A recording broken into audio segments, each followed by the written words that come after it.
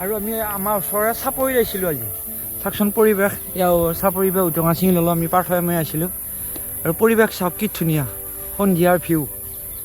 আৰু আগলৈকে যাম আপোনালোকক দেখুৱাম পৰিৱেশটো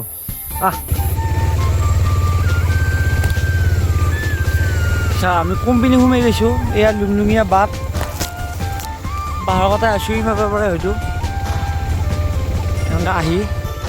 তাৰ মাজত এনেকুৱা অফ ৰ'ডিং পাবি আমাক KTM বাইক কথা নাই সোমাই যাব লুম্পিনি হ'লোঁ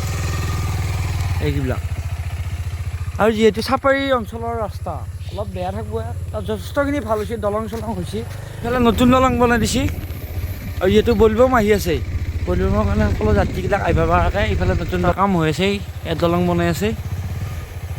আমাৰ গাড়ী মানে তলেদি লৈ আহিছোঁ আৰু নতুন ৰাস্তা কিবাকৈ গাড়ীখন যাব পৰা কৰিছে আৰু